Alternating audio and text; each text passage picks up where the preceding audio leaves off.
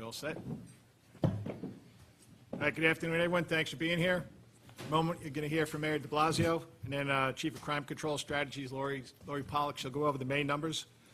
First, I'd like to commend again all the honorees at our NYPD Medal Day this morning at Police Headquarters. We had 47 Distinguished Service Medals, all of which were awarded posthumously to NYPD members who died of 9/11 related illnesses in the past couple of years. In addition, we had 15 Medal for Valor winners, 23 Police Combat Cross honorees, and 3 recipients of our Medal of Honor, the department's highest award. Those 3 cops are Lieutenant Manny Kuo, Sergeant Arvid Flores, and Police Officer Elwin Martinez. They were recognized for their courage above and beyond the call of duty in ending the horrific episode that took the life of Sergeant Paul Tuazullo in 2016. I mention all of this now because it bears repeating. The work that the men and women of the NYPD engage in on a daily basis is not easy. It takes determination, skill, and fortitude to professionally handle all the different things today's cops are tasked with. They don't do it for thanks or praise, of course. They do it because that's what cops do. And so I'd like everyone to just think about these brave police officers today, especially all those who gave their lives in service to our great city. Here in Brooklyn North, much of our crime-fighting efforts are directed from this historic building, which, believe it or not, was built in 1895. I want to thank Chief Madry. I think you're in the back. Jeff, thanks for your hospitality. He's the CEO of Patrol Borough Brooklyn North. Today, our cops' hard work here is clearly paying off as we continue to rebound from the crime spikes we saw earlier this year. There's still much more work to be done here and in every borough, but we're focused very precisely on the hot spots and the criminal element that's responsible for much of the violence and disorder we're still experiencing. It's very fluid work that requires our constant attention, and we continually adapt as circumstances dictate. I remind everyone that the historic crime lows New York City sees today are absolutely not promised for tomorrow. These are not permanent achievements. They are continuing challenges that require the full diligence of every member of the NYPD with the full and willing partnership of everyone who lives and works in New York City. And together, we won't rest until every block and every neighborhood enjoys the same level of safety and well-being as the rest of the city. Mr. Mayor? Thank you very much, Commissioner. Commissioner, it was an honor to join with you at Medal Day, honor those we've lost and honor those heroes who have done so much for our city.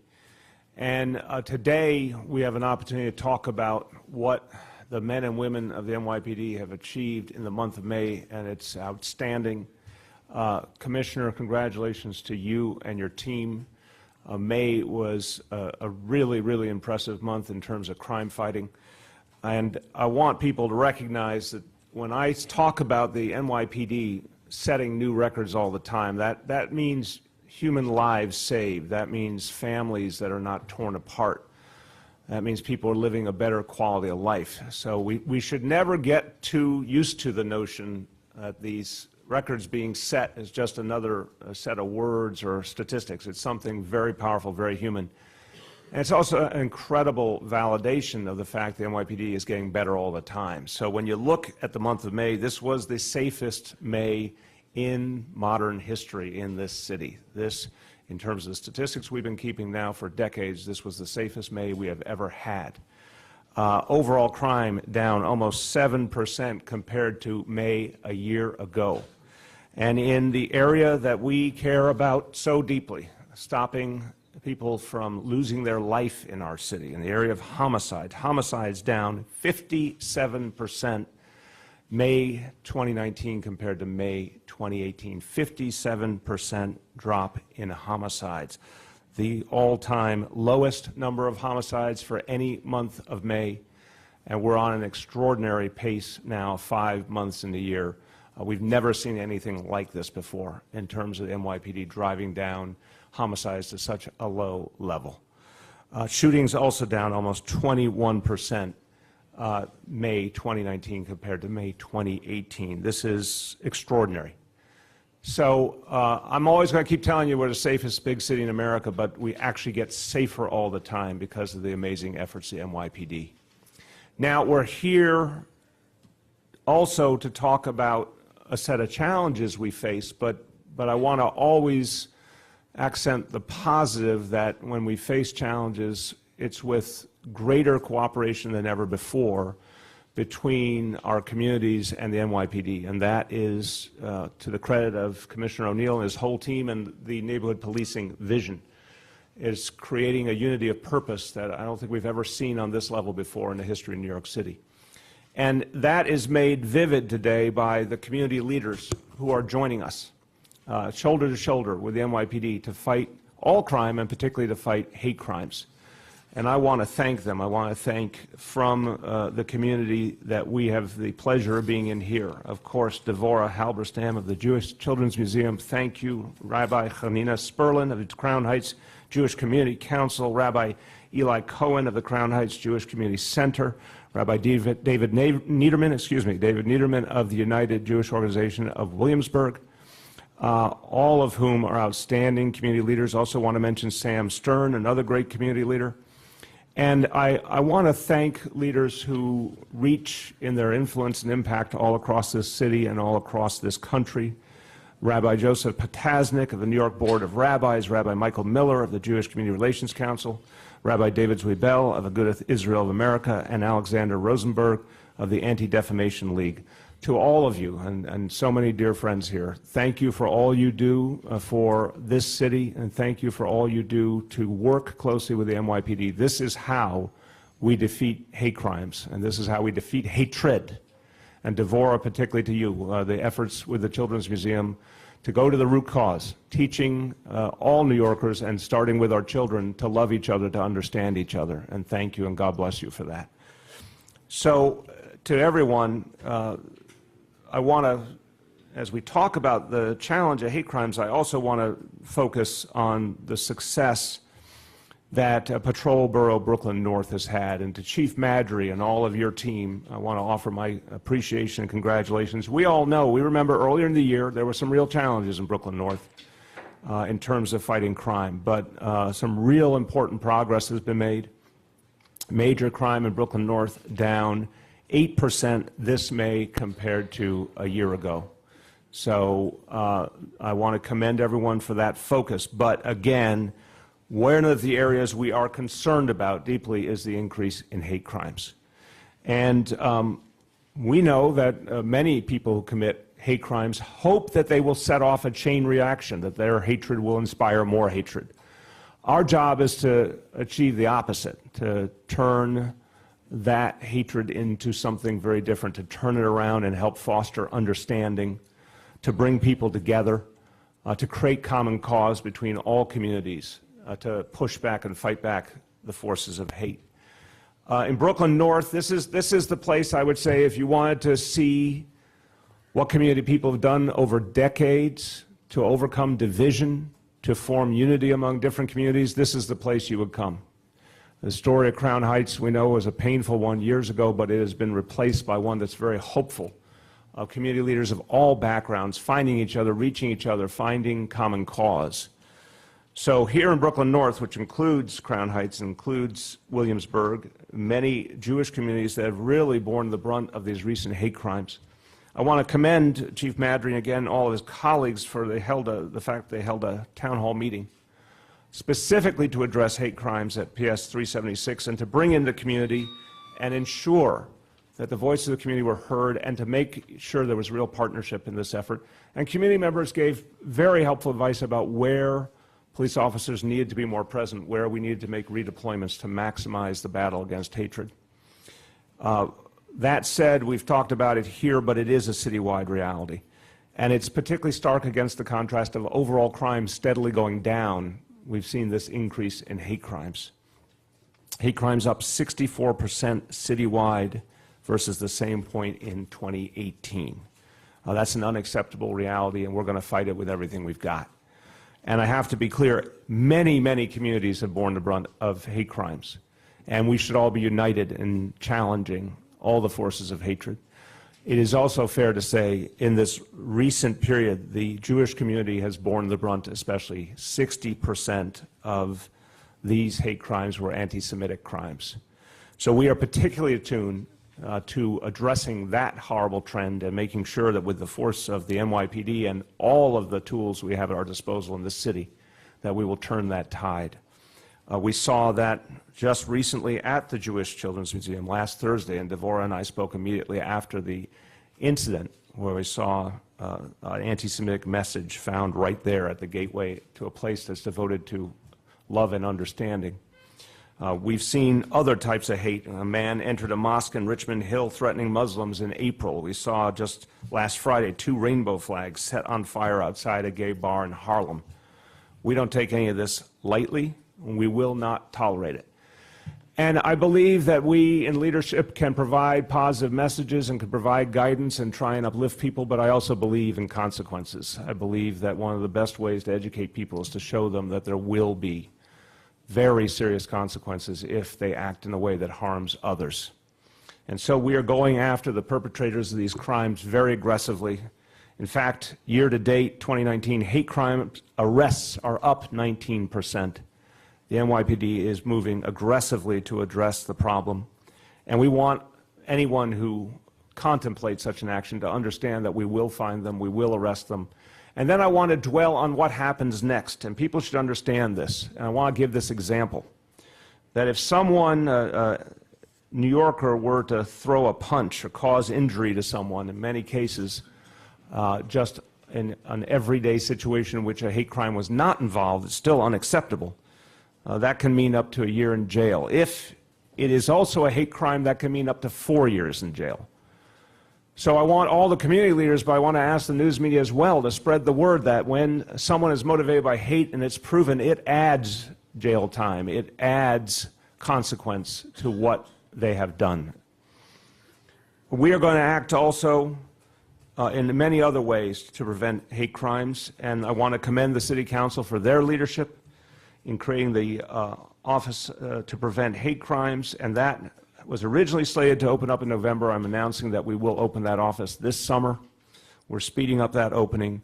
We're working with the council to get up and running immediately on efforts to prevent hate crimes, to support the victims, to constantly update the community on what we're seeing so it can be addressed. I also want to urge people to report hate crimes. We know, and this is a phenomenon we've dealt with several major areas of crime, that there was a history of crimes not being reported. And I want to say to anyone, if you're a victim of one of these crimes, we need to know. I don't want anyone to ever feel embarrassed or ashamed. The police need to know so they can stop it from happening to anybody else, whether you're in the Jewish community or LGBT community or immigrant communities, any community. We need you to report anytime you feel you've been the victim of a hate crime. So the bottom line here is very clear. Anyone who is a perpetrator of a hate crime, we will find you, we will arrest you, we will prosecute you, you will suffer the consequences. And for all those people of goodwill who are the vast majority of the city, please keep upholding the values of New York City, a place where everyone is respected, a place where everyone is supported, where we're all in this together. Everyday New Yorkers can be voices of understanding and respect and love, and that is one of the greatest ways to fight hate. With that, just a few words in Spanish. Acabamos de tener el mes de mayo más seguro en la historia moderna de nuestra ciudad. Sin embargo, debemos advertir que también registramos un gran aumento en crímenes de odio. Gracias al Consejo Municipal estamos creando una oficina para ayudar a prevenir, investigar y llevar ante la justicia a todos los que cometan estos crímenes. With that, I want to turn to a leader who's doing so much to fight hate crimes, but also helping to lead this effort to historically reduce crime in the city, our Chief of Crime Control Strategies, Lori Pollack. Good afternoon. Thank you, Mr. Mayor, Police Commissioner, and the people of the Borough of Brooklyn for having us. May 2019 is the 8th month in a row that we have seen a reduction in overall crime. This month, overall crime is down almost 7%, hitting below 8,000 index crimes for the first May in the Comstat era. This May is also the first month since August 2017 that each of our 7 major crime categories, including murders and shooting incidents, have seen a reduction. 4 of these categories have seen triple-digit reductions: robbery, felony assault, burglary, and grand larceny, they have all seen triple-digit reductions, and this May includes the single lowest number of shootings recorded during any week in the CompStat era. Murder is down 57%, and in a city of 8.5 million people, we recorded 15 murders this May. That is 20 fewer murders than last year in May. Shootings, we set a new record low of 61. Shooting incidents this May with 16 fewer shootings than last year.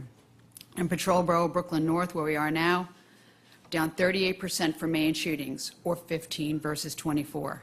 15 shootings is the lowest number for any May in Brooklyn North in the CompStat era, and those shootings in Brooklyn were concentrated in the 7-5, 7-7, and 7-9 precincts.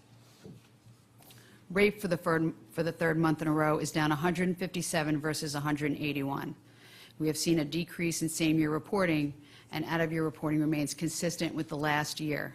And I still think that it's too soon to tell what the decreases mean. We believe the crime of rape is still underreported, and we urge victims of sexual assault to please come forward no matter when the assault occurred. Robbery is down over 10% from May 2018, and this May is the 8th straight month that robbery has shown a reduction. Burglary is down 8 straight months and finished May below 900 burglaries for an all-time low in May, and felony assaults are down 6%. Grand larcenies are down 3.5%, and grand larceny auto is also down 7.5% for a new record low in May. So these are the lowest crime numbers in history, but there are still crime victims, and we will continue to strive to make every New Yorker safe. So I thank you for listening. Thanks, Laurie. Any questions about the crime statistics? Yep, right here. So when it comes to the hate crimes, what specifically are you seeing the most? Is it graffiti? Is it assaults? Dermot, you want to give a breakdown?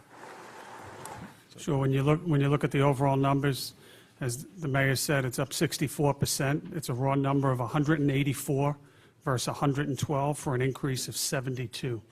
By and large, what we see across the city is, as you described, either criminal mischief, property damage, or graffiti. That makes up the vast majority. And we treat them as seriously as we would an assault, quite frankly, because of the message of hate that it sends to all the residents of the city. So we will be clear. We'll continue to aggressively investigate these crimes until, whether it's sexual orientation, ethnicity, your religion, no one should be at fear worshiping, walking around New York City, and that's our message. Yeah, in front of her. In a New York Times article last week, Chief Monahan said gang-related shootings weren't really over drugs, but based on general opposition and online beef. I was wondering how the NYPD is working to head off that violence before it, comes off of social media and goes into the streets. Again, it's understanding the beef, understanding where these beefs are going to take place. And as I said in that article, it's about one set of kids not liking another set, and being able to deploy out there and working with Dermot Shea and the investigators, identifying who are the individuals who are willing to take out a gun, carry it on the street and use it, and build cases against them so that we can get them put away. Dave. Commissioner, can I just get your general reaction when you see the overall crime numbers continuing to go down? Because I think people are out there have heard it for so long that maybe it's not a surprise to them. They just kind of expect this. But how long are we going to continue to see in a city this big crime going down? And your reaction? And then also I wanted to ask you, why do you think that anti-Semitic attacks in New York City, is there a reason why? So, wait a minute, Commissioner, Dave would like you to forecast the future and bring out your crystal ball and tell him exactly what's going to happen with crime going forward. That's what I get paid to do, isn't it? So I think that what you've seen over the last 5 or 6 years, especially since the advent of neighborhood policing and putting all the detectives under Bob Boyce and now Dermot Shea, I think you've seen a real focus on the small percentage of the population committing the violence. And as far as the sector cops and the NCOs within the precincts, I think they are, certainly our work isn't done, but those relationships that they've managed to build over the last couple of years have really helped us fight crime and to do it instantly. So like I said in my remarks, we can't take this as a given. We all have to continue to work, not just us. It's got to be the whole criminal justice system. It's got to be quite frankly, all 8.6 million New Yorkers working together to do this, because we're at a good point now. And I know we can do more. I've been conducting meetings I think I'm doing my 9th meeting in the 4-1 on Thursday night in 9 precincts where the violent crime rate is double the citywide average. So there is a lot more to do, and every neighborhood should be as safe as the next one. So. Yeah, and Dave, just to throw in, look, it's been 6 years in a row. It's absolutely extraordinary. So I think there's more we can do. I'm very hopeful that when you see a team like the NYPD continuing to set records, they're going to go a lot farther. And I don't think New Yorkers should ever get numb to the fact that this takes extraordinary effort between precision policing, neighborhood policing, all these strategies, the 2,000 more officers that we put on patrol in the last few years, it's all adding up. But I think what you're seeing now is that the progress is helping to open the door to even more progress. And is there a reason why on hate crimes, especially the anti-Semitic attacks, I think that's surprising to people, especially in New York City of all cities. Yeah, it is. But I think, Dermot, we have an increase in arrests this year. So maybe, Dermot, you can talk about the people that we've arrested so far and some of the motivations that you've uncovered. So when you look at, and this is calendar year 2019, essentially through the first 5 months, we're up 19% in the arrests that we've made thus far, with many other active investigations continuing. It's a raw number increase of 12, 75 versus 63. When you look at who we are arresting, it runs the gamut. I've seen individuals arrested that clearly have mental illness history. I've seen young children as young as pre-16 years of age arrested. I've seen individuals that have never crossed our paths before, meaning this is their first arrest, and then I've seen career criminals. So it truly runs the gamut in terms of what we've seen, the apprehended individuals thus far this year, trying to pinpoint one focal point in terms of the why has proven difficult. And despite the motivation, this is something that we will not tolerate in New York City, and we do have the premier hate crimes unit in the United States. Front row. So among these people that you're arresting for hate crimes, do you see any particular ideologies as a motivation for these people?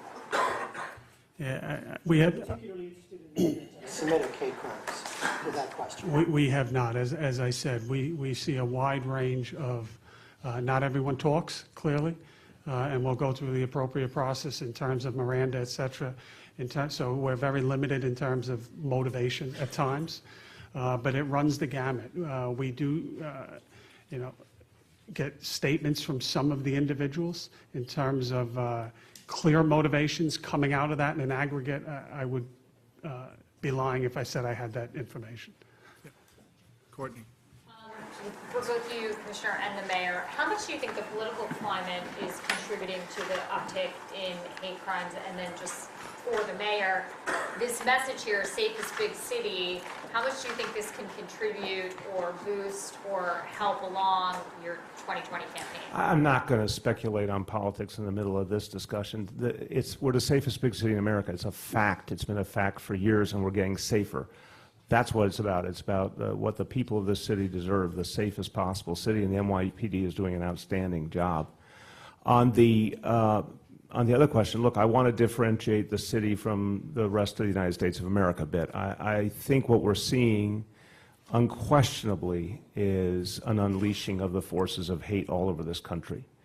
And I want to remind people that particularly these white supremacist forces, they affront the Jewish community, they affront the Muslim community, they affront the gay community, it's the immigrant community. I mean, that's one of the things that's happening here.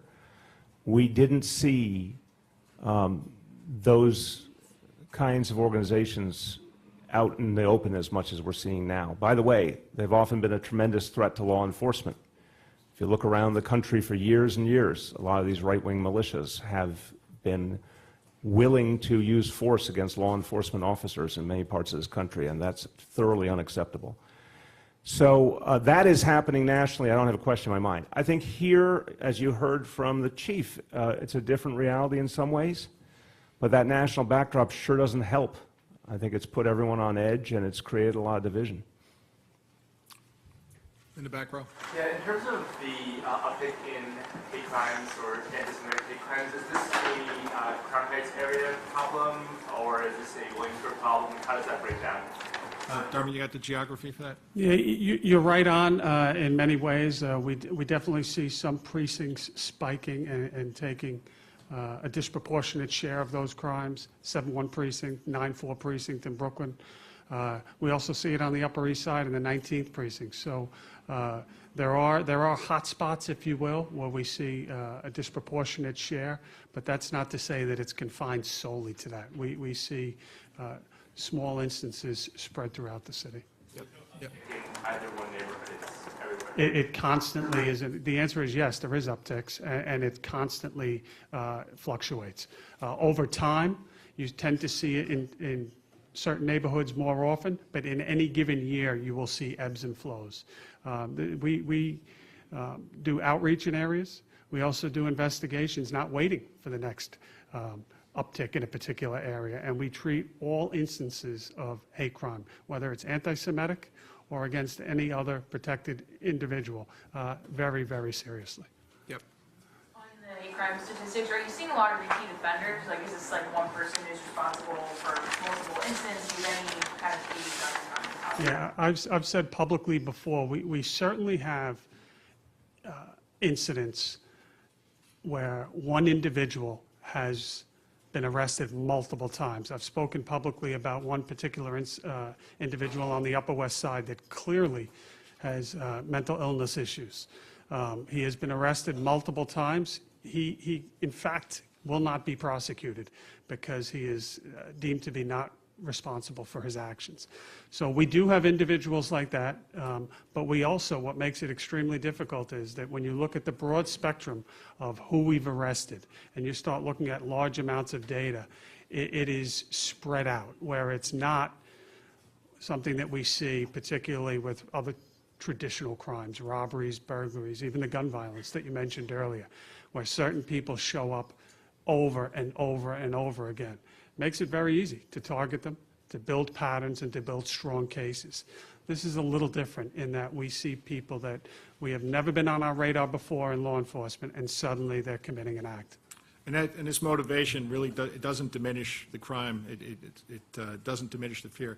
That's for sure. So that's why we need everybody in New York City to pay attention. And if you have video, if you're a witness, come forward and help us make sure that there are severe consequences for these types of crimes. Yes, sir. Yeah, I just want to ask strategically, when it's not an actual physical attack, but maybe just a kid running a swastika, might it be wiser for maybe media or even the official not to make such a big deal about it? Because it's really what the kids want is to be seen all over the place. Maybe it would go down if it wasn't reported as much. Is that possible? Yeah, people have to understand the consequences. You know, even if you're a kid, there's different consequences that you do face depending on your age. But I don't think it's certainly not something that we can overlook. Yep. Mr. Mayor, there was another crackdown on illegal e-bikes today in the 19th precinct. I've asked you about this before. You rightly point out that bikes are in fact illegal, and the NYPD is merely enforcing the law. So I'd like to ask you to kind of a different way. You're obviously known as a progressive, empathic, and empathetic leader. So I'm wondering if you can imagine for a minute what your life would be like if you were a struggling immigrant delivery worker, struggling in a very difficult city, a strange city, to make a living under high-pressure circumstances like they are. I will answer it, but I want to make sure we finish any other questions after that on the crime stats and before going to specific police matters. Look, I think that for so many immigrants in this city, they're struggling to make ends meet. It's tough. They're here trying to take care of their families. And, you know, any one of us who remembers our immigrant roots can relate to that. You know, my grandparents came here, did not speak English, had to, you know, come to an entirely different society and try and make it. So I feel for anyone, and I respect everyone who is trying to do that for their family. At the same time, I believe that the first thing we have to consider in public policy is safety. And right now we have a really challenging situation where e-bikes are illegal, as you noted, by state law, and we have a real safety problem. My hope is that the legislature will act while there's still time to come up with a regulatory approach that makes sense, or to defer to localities and let localities figure out that kind of regulatory approach. But right now, we have a situation that's not legally clear enough, and we have a safety problem that must be addressed at the same time. There's a follow-up on the progressive policies. I mean, you could, as the mayor, come up with some sort of program to convert these e-bikes into legal pedal assist bikes. Your city has obviously legalized those forms.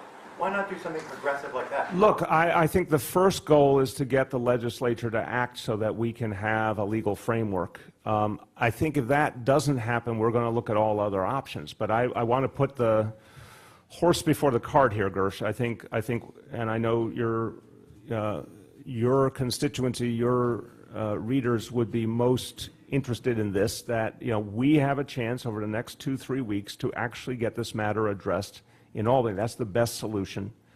But if that doesn't happen, we're going to look at a host of options. Any more crime statistic questions? Yep.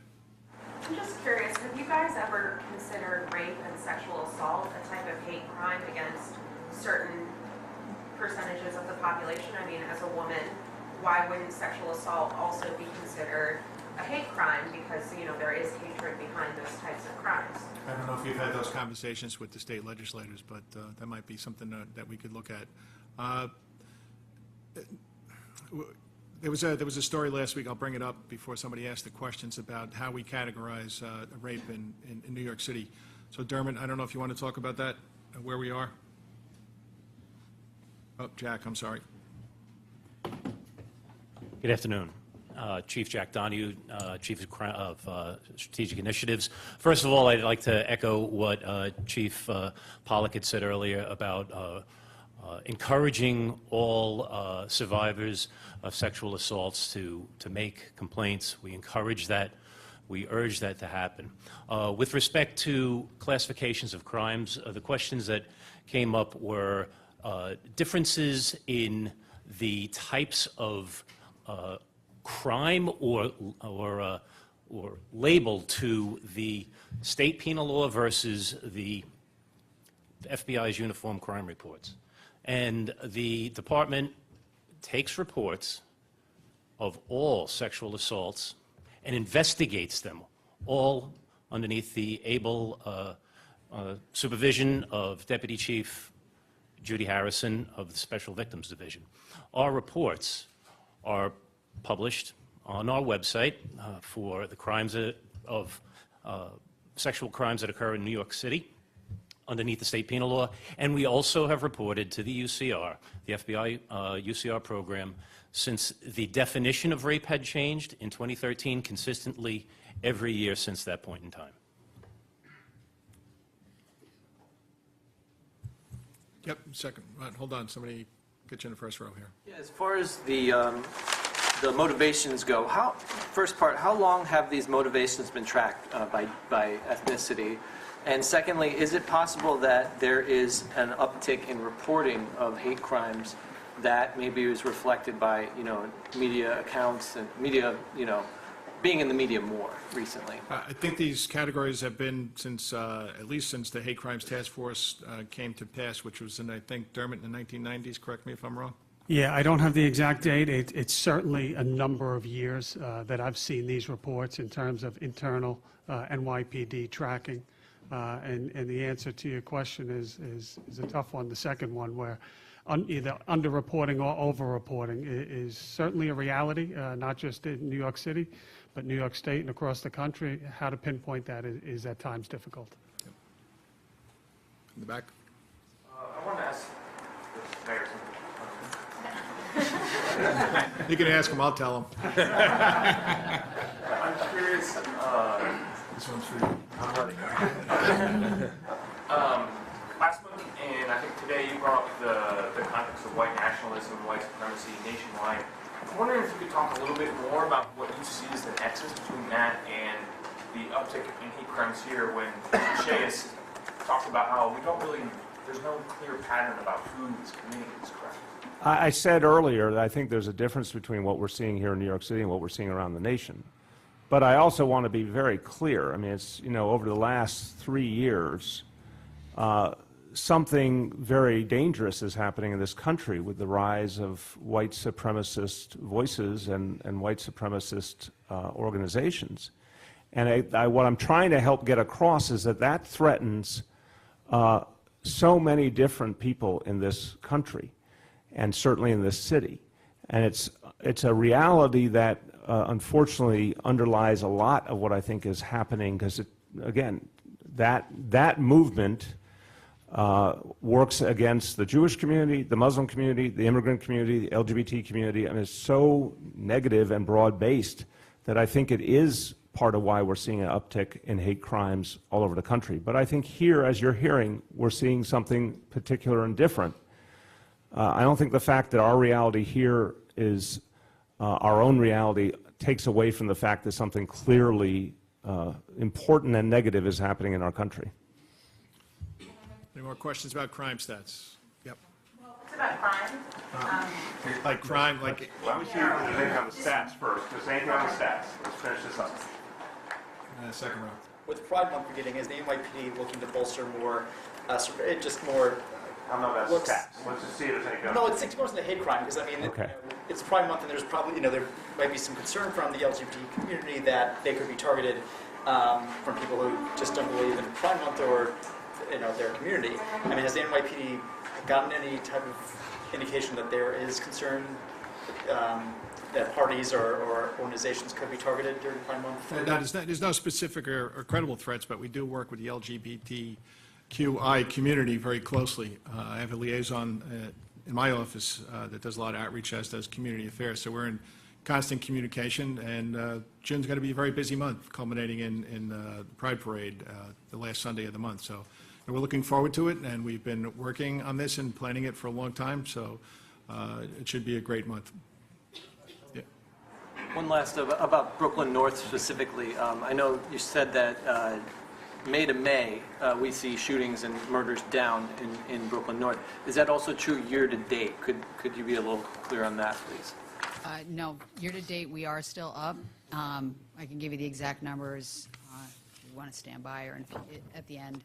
But we are trending down right now, but like Chief Monahan said, this is something that we keep an eye on, certainly not resting on our laurels that they are at a record low this month. As of past Sunday, Brooklyn North is up 4 homicides, and it looks like they're up 12 shootings. Yep.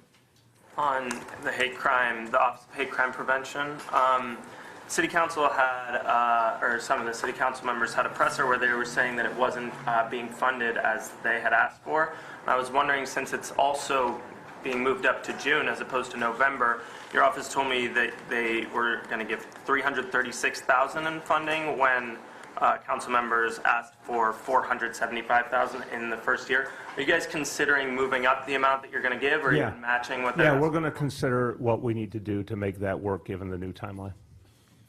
All right, Melissa. 2 quick ones. Can you just give a couple of brief examples of how this task force will work, how it will help people, and in practice? And also, do you have a sense, I know that arrests are hate crime. When you say the task force, I want to make sure we're saying the same. Your new agency. The office. Oh, yeah, yes.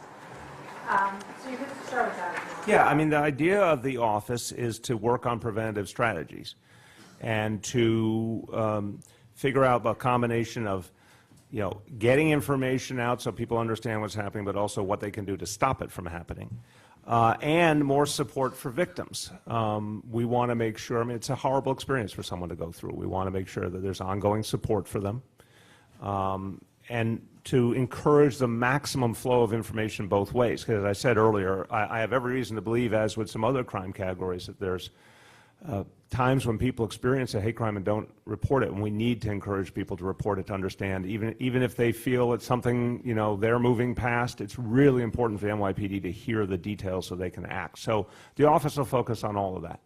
I know that arrests for hate crimes are up. Do you have, and I'm sure a lot of these cases are still pending or winding their way through the system, but do you have a sense of the conviction rate and whether it's still difficult in cases like I know it used to be to get convictions on a hate crime and not beat it down to some lower offense? Don't have the convictions, Dermot. You probably don't either, so we might have to get back to you on that, Melissa. Okay? Yep. All right. Any other crime questions, crime stats? Yes. So I don't know if Deputy Commissioner Miller can speak to this, but is there any evidence in New York City that we have the sort of groups that are operating around the country are operating in this city, the far-right hate crime groups? Do we have any evidence of that? Thank you for volunteering, Commissioner Miller. I'm sure I'd be happy to talk about it. And that should take us to Looking the for close. something to say. Thank you.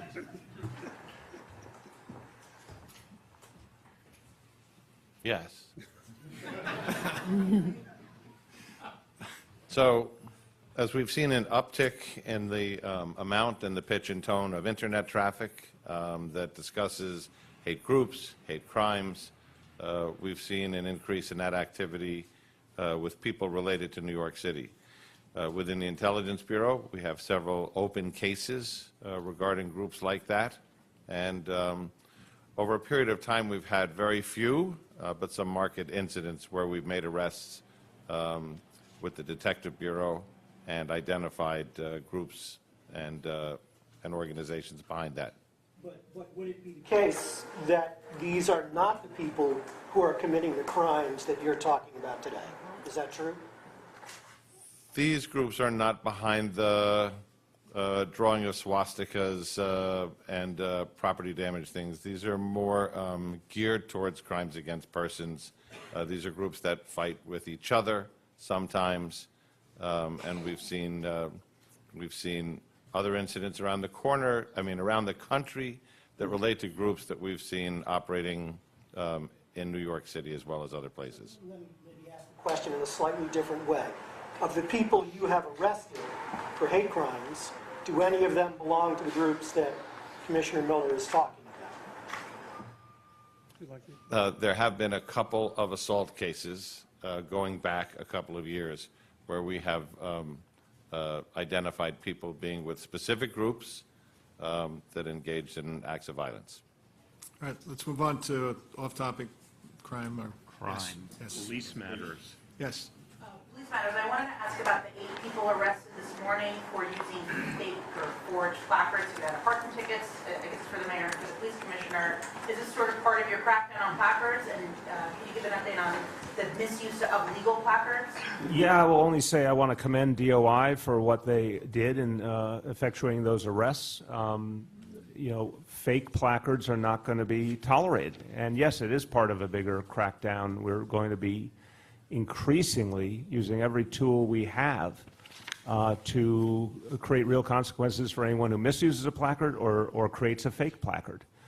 This is, you I think might have been at the announcement. This is going to be something that's built up over the next couple of years, and the biggest impact is going to be when we bring technology to bear, and I think we'll really be able to deeply, deeply reduce the numbers then. But I commend DOI for what they did. Yeah, these were old indictments that were processed in the 5th Precinct by DOI. And these folks were involved in a long-term investigation. Yep. Yes. I was wondering if you, Commissioner, or the Mayor have seen Central Park 5 movie yet, and to what extent that history informs police trainings today. I have not seen it yet. I saw the original documentary, but I haven't seen this one on Netflix yet.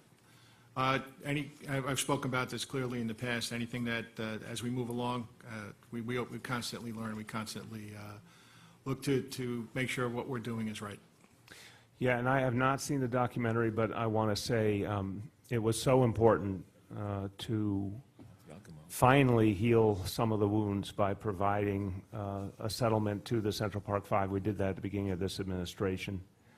They should never have been put through what they were put through. I think it's important to recognize it's a very, very different city today, and I commend the Commissioner and the leadership of the NYPD because the training that our officers receive today, I think, is very, very powerful in terms of ensuring that we will not see incidents like that in the future. I wanted to ask about a recent spate of crimes committed by parolees in light of cashless bail plans. Specifically over the weekend, there were 2 rapes committed by parolees, one of a 78-year-old woman in Queens, another of a 20-year-old woman in the Bronx, and then 3rd and 4th parolee were involved in shooting at cops in Queens. One was captured and one was on the lam. Does this raise any concerns about the cashless bail plans? Yeah, it does. But this is something that concerns me constantly. There is a very small percentage of the population involved in violence and crime, and we have to make sure going forward, and as I said in my opening statement, we can't take anything for granted. So we have to work very carefully with our partners in the DA's office, with the judicial system, with the legislators to make sure that anything that we do doesn't have an impact on public safety. So we'll continue to work with the State Department of Correction, and we'll also continue to work with the city's Department of Probation. Commissioner, we received some video of officers in uniform fighting in Harlem. Any reaction to that, and where's the investigation on that? Yeah, obviously it shouldn't happen, but we hire human beings, and sometimes there are internal conflicts. It is under investigation. That's about all I can tell you right now. We're taking a look at it. Yeah, the glasses. I had a question for Chief Jay. I'm just curious, back to the hate crimes statistics. Are there any changes you'd like to see on like prosecutorial side and like the DA's offices that would help you bring these numbers down? I think we have to look at everything, and beyond the criminal justice system. When you look at the sentencing, I think the mayor initially stated the difference in sentencing. The mere fact that hate crime statutes exist points to the seriousness of it in the eyes of the whole judicial system. When you look at, I mentioned earlier, we're arresting a variety of individuals for this. I think those cases are treated seriously, but you have to look at the merits of who's arrested, how old they are, what the case is, what does the victim want in the particular case. I mean, do I want things done differently? I want no crime, quite frankly. I want people to be able to walk around New York City and be free of fear, whether we're talking about sexual assault or whether you're talking about hate crimes. I think that we've done a lot of good in the last 20 or so years. We've done a lot of good the last 4 to 6 years. And we've moved in the right direction, but there's still some to go. In the back row. What are your thoughts on the gravity knives ban being lifted last week? And also back in 2018, the Legal Aid Society had a study that said of their caseload, it seems people of color were being targeted by this ban. What are your thoughts? So, yeah, they're dangerous weapons. I'm still concerned. We've had 1,600 slashings and stabbings year to date in New York City, and they are still unlawful to carry in the subway system. So it's something that we're going to have to monitor. We have to make sure that whatever laws are out there, that we enforce them fairly, but this does give me concern. Do you know of those 1,600, how many gravity knives? What's that? Of those slashings, the 1,600? I don't have that number for you. John. Commissioner, today, 11th Avenue changed direction from 57th to 44th Street. It wasn't two ways, and now it was changed to a southbound only. And apparently, police were giving some tickets for people making illegal turns onto 11th Avenue when it's only one lane now. How do you feel people receiving tickets for a street that was changed in one day or literally overnight? Well, Chief Chan will give you an initial answer, and I'll follow up. I'll put an ending on it. The Department of Transportation is between 42nd Street and 57th Street is now going to be a one-way street going southbound on 11th Avenue. And what happened is that we're looking into that particular matter. Normally, when we change signs, or the Department of Transportation changes the signs, and they're in the process starting on Monday. When they complete the sign change, we will have a 5-day grace period before they will issue some. So we'll look into that particular matter. John, what the Chief of Transportation said. In the back row. Yeah, I had a question for the mayor about the concerning the dangerous standard in bail. How would you define dangerous, and how many complaints have you had against the prohibition? I'm sorry, it's the last part? How many complaints have you had against about the prohibition? I don't understand that part of the question. How many complaints have I had against the prohibition? What are you saying? The dangerous standard in jail, and how would you, in bail, sorry, how would you define dangerous? Yeah. And how many complaints have you had about the prohibition from, I guess, your own? Yeah, I don't, literally cannot understand the second part of your question, so you can have a time to reformulate. Let's do the first part. I think the legislature has more work to do, and I was up in Albany yesterday, and I talked to legislators about that, and I spoke about it publicly. They have more work to do. I think that their effort to reform the bail system was sincere, and some real good can come of that, but there is a necessary additional piece to make sure it's balanced in favor of public safety, and that is to add some clarity that gives judges the ability to weigh that additional factor, and to be able to act if someone really does pose a very specific threat. Now, I think that has to be a very carefully worded addition to the law, and it has to be narrow. But you know, the original hope I had, and I talked about in February when I testified in Albany, was to see bail reform and the additional measures taken to address danger, and that would be a very important combination. We still need that second piece.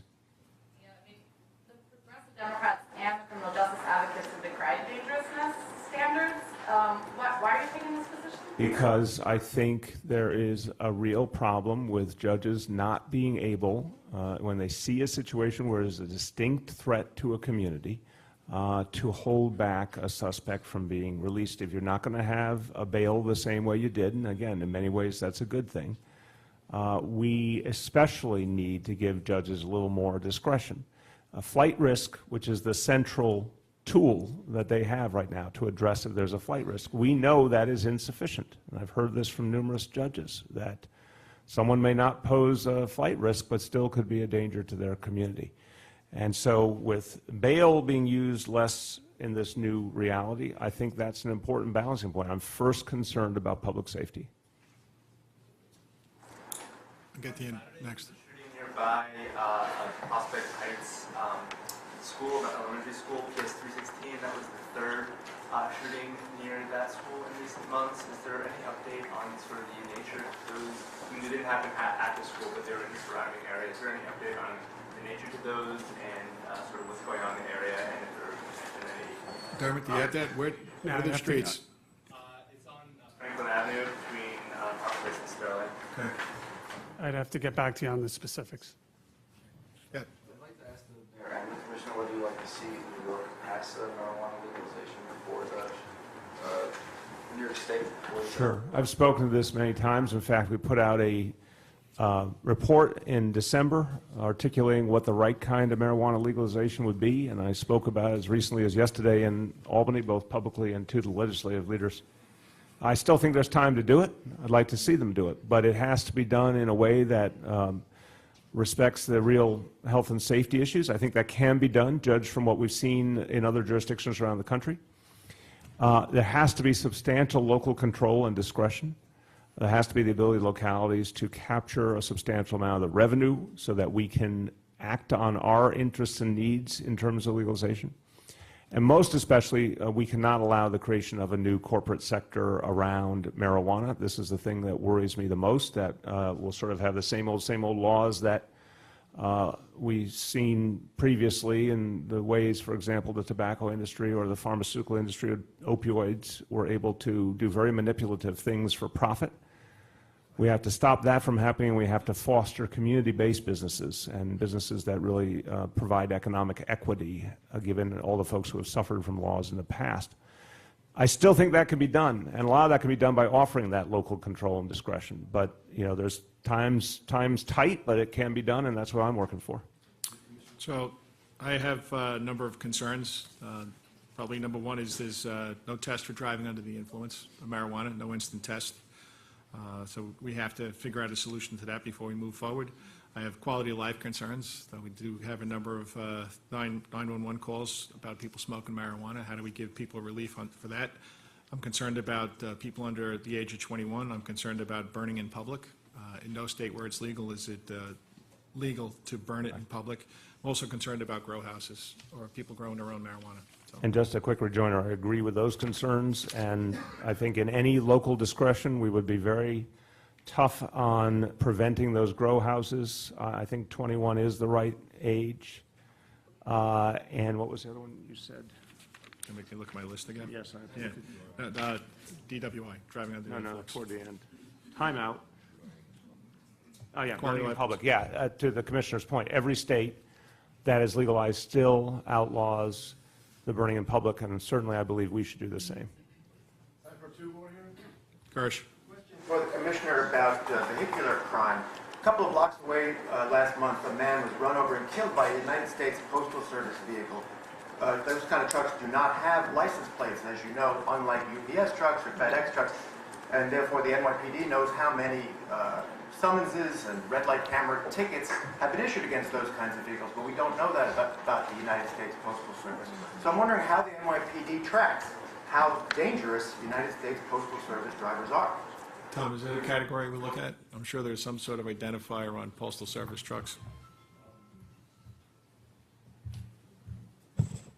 As Chief of Transportation for the last 5 years, my recollection involving postal vehicles, very few, and this is probably one of the few cases that I've heard involving them. So again, we can't take a look, but normally we don't have a large number of postal vehicles being involved in CIS cases. My point was just about violations. They can be tracked by VIN numbers, but they are not. As you know, officers write tickets based on license plates, and obviously camera enforcement is based on license plate as well. We do not know how dangerous these drivers are. I don't know how many summonses we've written to postal trucks year to date, so something we have to take a look at. Yep. Back on the hate crimes, Chief Shea mentioned some mentally ill committing them, and he said there's one repeat offender who actually can't be held accountable. Will the new office do anything to help/target mentally ill hate crime perpetrators, or is Thrive, the $250 million a year program, doing anything to look at that issue? I think, look, from my perspective, we want to address the needs of anyone with a mental health challenge, and whether it's something that leads to a hate crime or any other kind of dysfunctional activity. The office is focused on preventing, in all senses, hate crimes. And I think, for example, if someone were to come forward and say there was someone in their life, there was someone in their family who was expressing, hate-filled views and a desire to act on them, whether it was because of a mental illness or anything else, that's the kind of information the office could receive and ensure that there's follow-up through Thrive, through NYPD, et cetera. So it's a brand new thing. We're going to figure out how to make it work. But I want to emphasize the goal is to create much more of a flow of information. And look, it's a variation on when you see something, say something. And this has been a very effective reality in this city. New Yorkers respond. I've been always moved and impressed by when the NYPD asks New Yorkers for assistance in solving a crime. The response is outstanding. We're obviously going to ask people for assistance in stopping hate crimes. And if they hear anyone suggesting hateful actions, we need to know about it. Go ahead, Melissa. What can you tell us about the racial breakdown of the accused perpetrators and the anti-Semitic hate crimes last year? I know you said it's coming from different places, so is it, what can you tell us about that? Yeah, it's, I don't have the statistics in front of me. I can tell you off the top of my head that it runs the gamut. We see different ethnicities committing hate crimes in New York City. Okay. So there's a couple slides here, if I could, just again asking for the public's health. I think the question came in before about several parolees committing crimes. This was put out to the media, but we are again asking for the public's health. This individual is wanted regarding a rape that occurred this weekend, a horrific incident on a young woman in the Bronx. We are asking anyone, there should be no place in New York City where this person can put their head down or hide without somebody calling. So please call Crime Stoppers.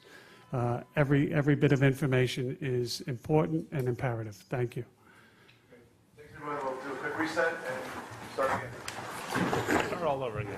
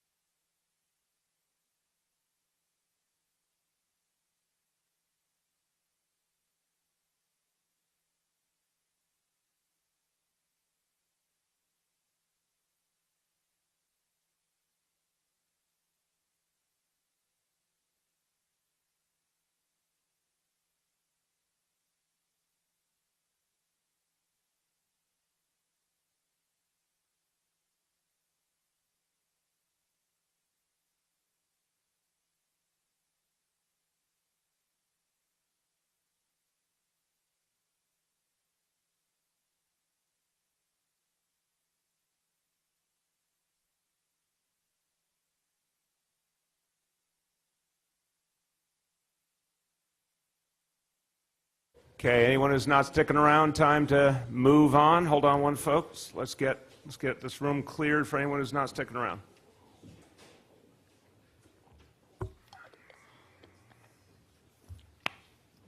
Okay, I think we are good. Yes?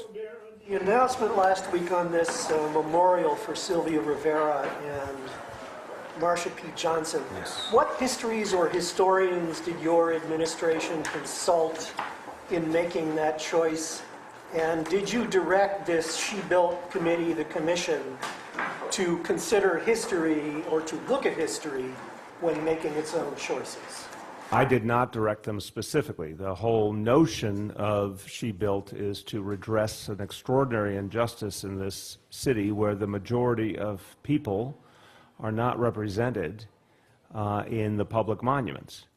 And I think, for the biggest city in the country to be systematically trying to represent all its people is a very positive thing. It's gotten a very positive response. In terms of how specific names were chosen, I was not part of that process. I'm not familiar, but I certainly can get folks from my team to tell you about it. Quickly follow up on that. The First Lady was quoted in the New York Times alleging that whitewashing had led to Sylvia Rivera and Marsha P. Johnson not being given their proper place, I guess, in history. Can you tell us who did this whitewashing and how it was done and what their... Well, I'm not an expert on all the history, but I think we can safely say that women leaders, people of color leaders, and trans leaders have often been left out in the history and underestimated. And we're trying very systematically to represent everyone. So I can't speak to the specifics. You can certainly ask her her view, but I think as a broad statement, it's very, very true. Yes? Mayor de Blasio, a recent analysis from 538 shows that you're the only Democratic candidate for president polling at a negative number, you're negative 1%. I'm just curious, do you have any doubts about your campaign, and if not, how? Well, I'm glad I've set a new record. Again, I've talked to you all about polling a lot, and I'll talk to you about it again. It's not where you start, it's where you finish. This is the very beginning of a long, long effort.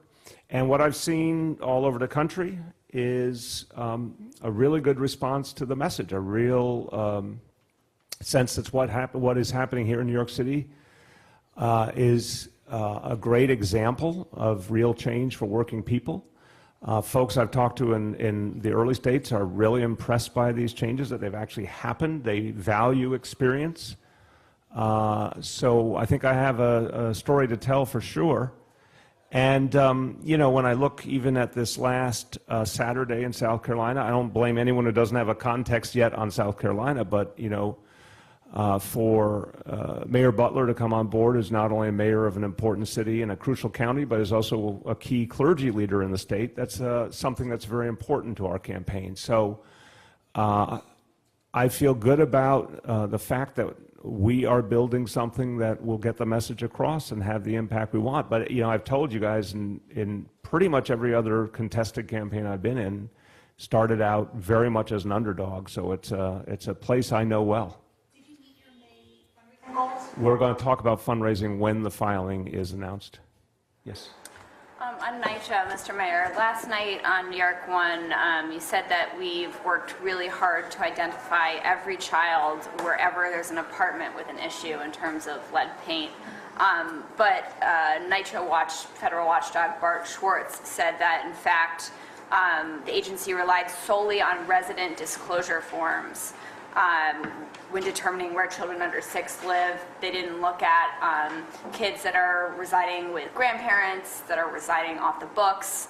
How do you square what the federal monitor is saying and what you're insisting is a different story? One, we want to work with the federal monitor for sure. And to date, it's been a very cooperative, constructive relationship. We want it to continue to grow.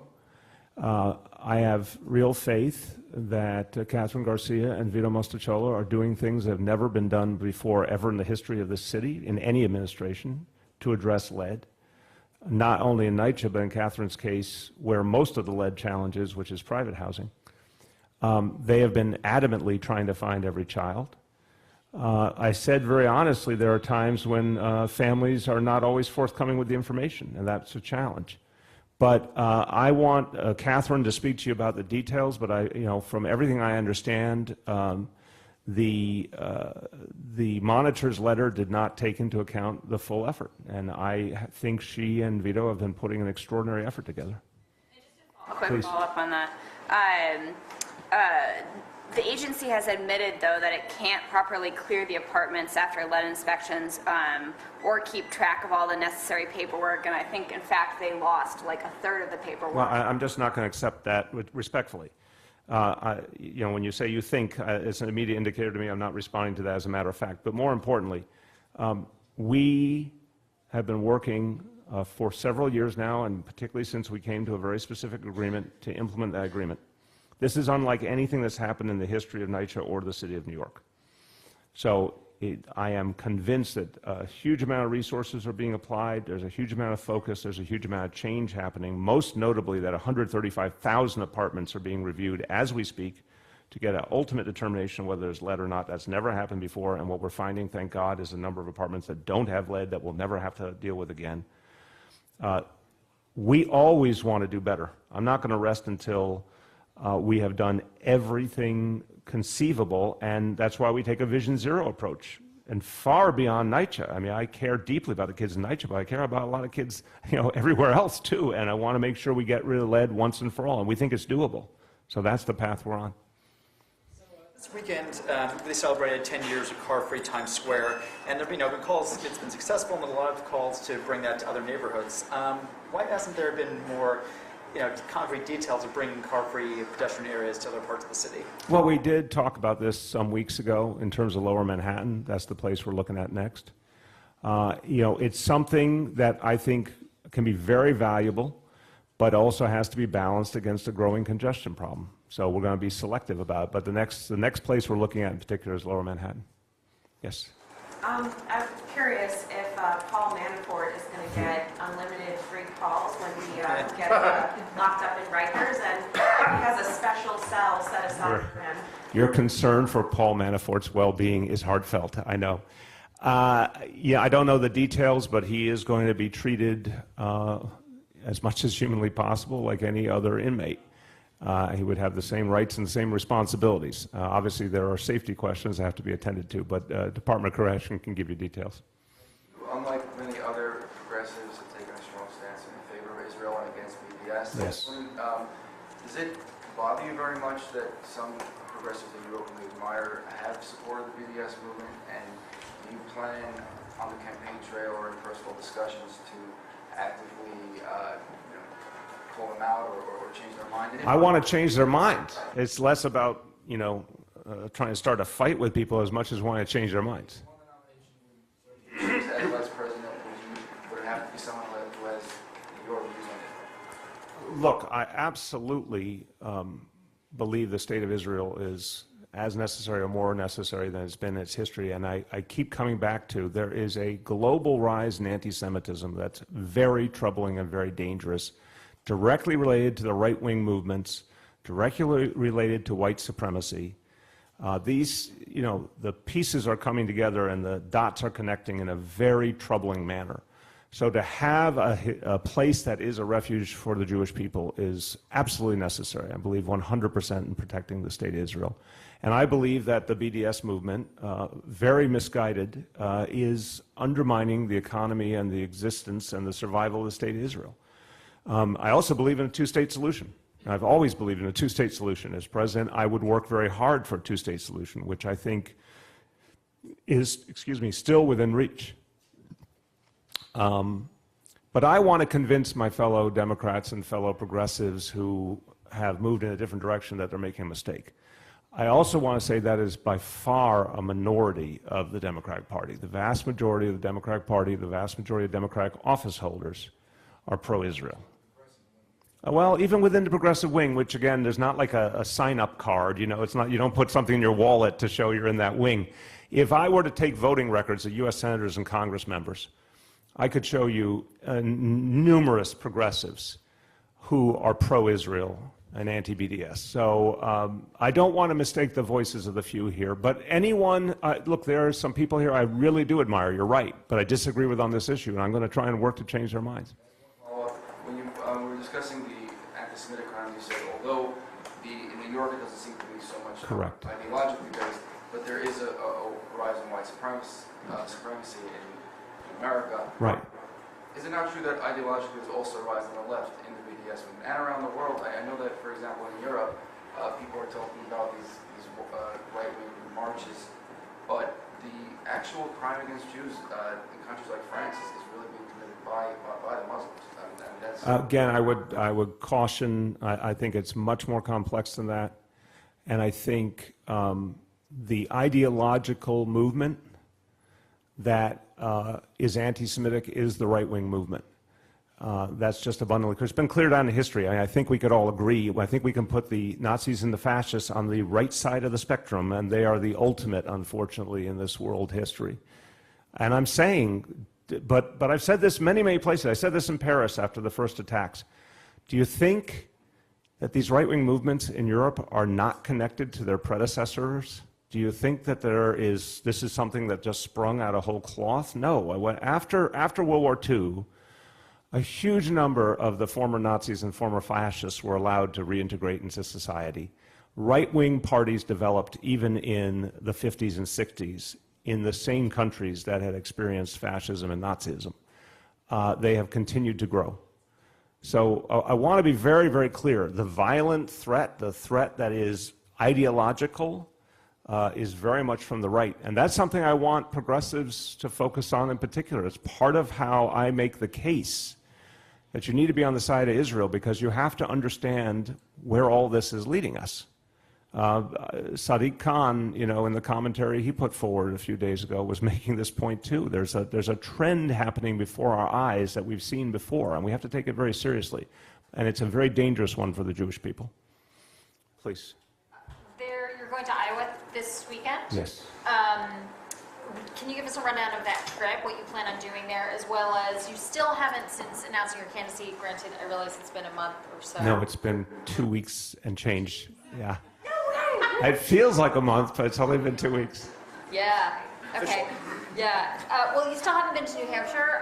Do you think that New Hampshire is in play for you at all? Sure. New Hampshire is very important. And look, I grew up within a stone's throw of New Hampshire, and people in New Hampshire support the same baseball team I do, and there's a lot of reasons I love New Hampshire. My troubled team that will someday resurrect itself, but no, New Hampshire is a very, very important piece of the equation, and I'll be getting there soon. There's been some particular events that are driving the travel. It's the Hall of Fame event in Iowa, which is, I think, going to be attended by, if not every one of the presidential candidates, almost every one. It's a crucial, crucial event, so that's the key element of the trip. Who hasn't gone? Yes. Mr. Mayor, do you have any updates on whether you've qualified for any of the upcoming Democratic candidate debates? And secondly, when will you release policy positions and proposals? In the coming weeks, we'll start to release them. I mean, we've got now 8 months ahead before you just get to Iowa, let alone everything thereafter. So we'll be rolling out policy positions. Right now, I'm still, as I said, 2 weeks and change, introducing myself, helping people understand who I am, what I've done here, what I bring to this race. And if you look at other candidates, that's what they spent their first weeks and months doing, and then you move on to the policy proposals. So those are coming for sure. I'm sorry, first part was? Any update on whether you... Oh, well, by the standards that the DNC put out, we have the 3 qualifying polls. Now, we all know there's a comparative reality that has to take place when the final cut is made. But we absolutely have the 3 qualifying polls. Again, I'm only speaking about the polling at this point. We'll have more to say at the time as we get closer. Who has not gone? Go ahead. Yeah, go ahead. So the Department of Health says that 129 summonses have been issued for the measles order. 58 of those were canceled because the individuals either got the vaccination or showed proof of immunity. Correct. Are you concerned that there's still enough people who are disobeying that order and having their families unvaccinated? Look, I think the big picture here is amazing how much has moved. We're not there 100% yet, but we do see this crisis abating. The number of immunizations is huge. I mean, the comparison of this year to last, the number of children immunized is unbelievable in terms of the progress that's been made. We'll get you the latest figure, but it's been a tremendous positive result since the commissioner's order was issued. The community leadership has been tremendously supportive and helpful in getting the word out. So I would say the idea of the violations was to show our seriousness. Since we did that, people have been obeying, and we never wanted to fine people if they've just followed through. We were happy with that. The same with schools. As you know, there were some we shut down, several cases for several days, but we now don't have any schools at this moment that we've had to shut down. So I think it's working. There's always more to do, but I think it's working. Is there any other concern that some of these folks might be paying the fine and still keeping their kids unvaccinated because they're just so stubborn to follow the law? Again, to date, what we have seen is we have not had to follow through. And we said this in the beginning. We were not going to fine for fining's sake. We were putting the fine out there as a clear message that we meant business. But to date, I don't know of a situation like you described. We have not had to follow through on the fines because people have been obeying. Yes? Sort of going on the first topic, the safest big city aspect of today's press conference, tying it back into 2020. Yeah. How much do you personally deserve credit for the crime statistics? It's something you talk about on the campaign trail.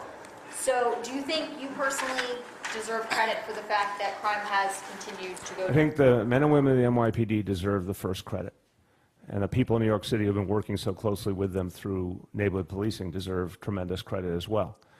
What I will say is I'm very proud of the police commissioners I've chosen and the other key leadership that we've brought into positions at the NYPD.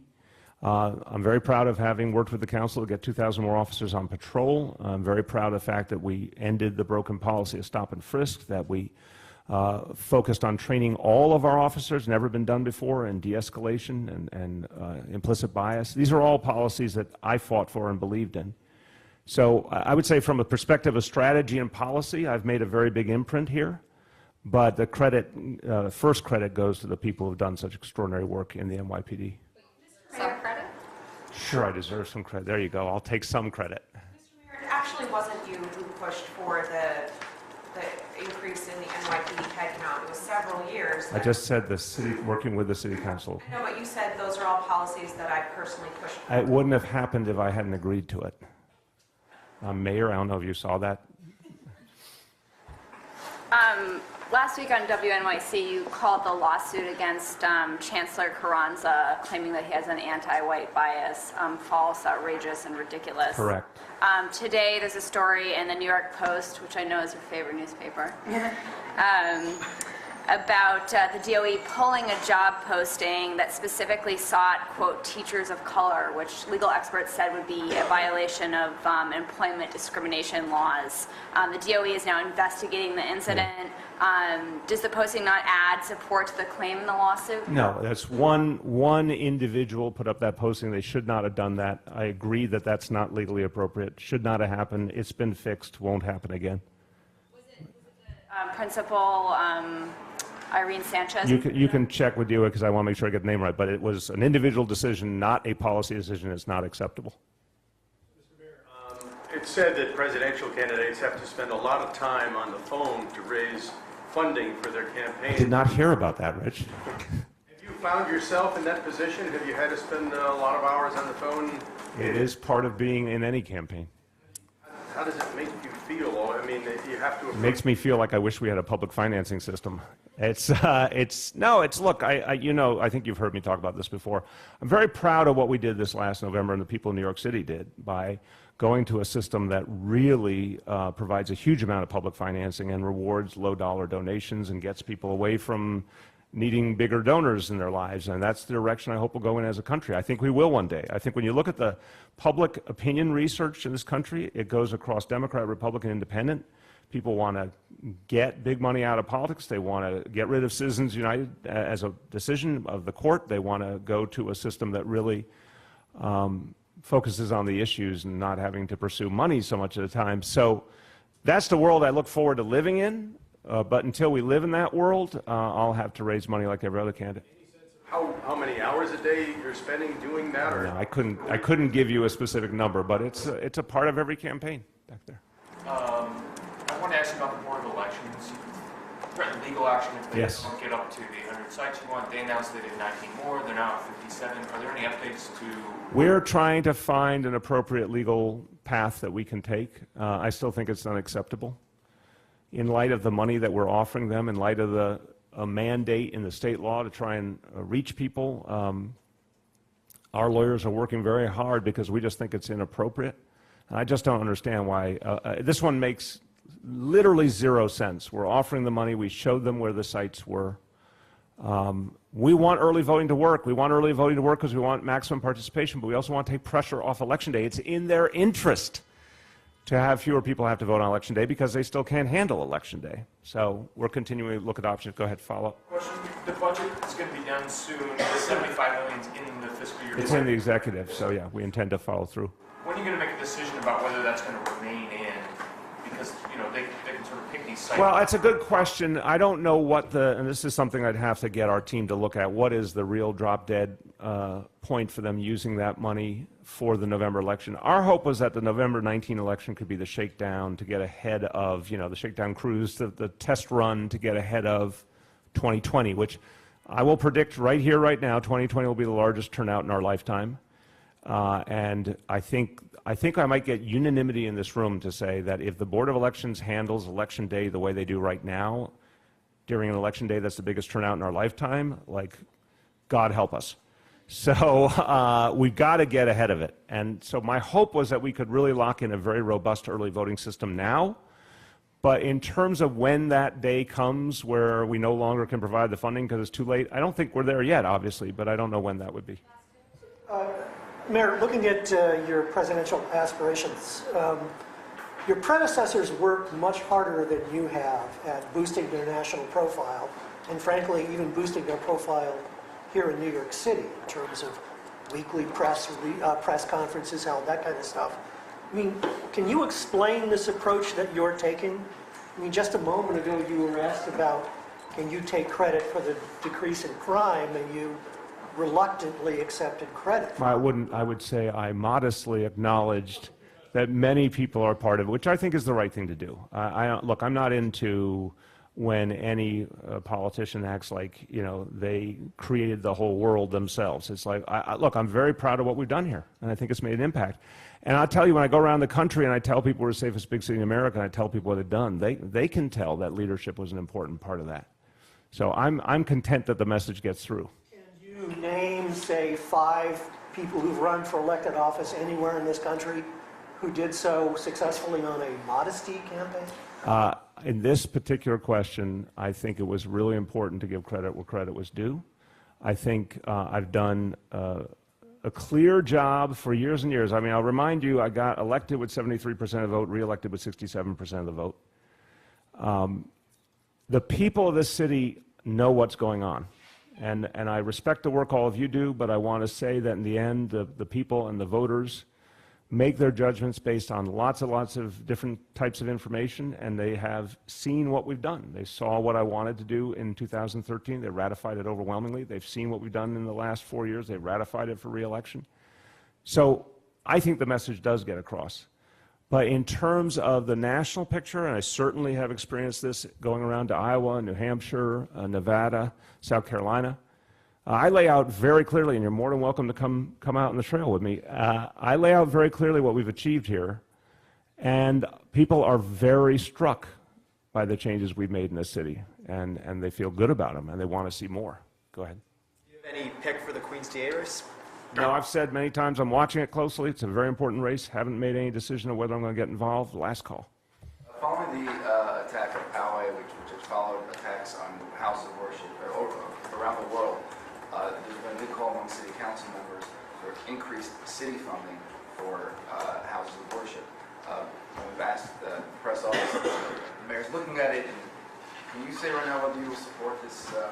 I mean, right now what we're seeing is very intensive effort by the NYPD to protect houses of worship on a constant basis, and then when we ever see an indication of a problem, to mobilize resources very quickly and intensely towards wherever the focal point is. So we have the finest police force in the country. We're the safest big city in the country in terms of protecting people physically. You just heard how much progress is being made.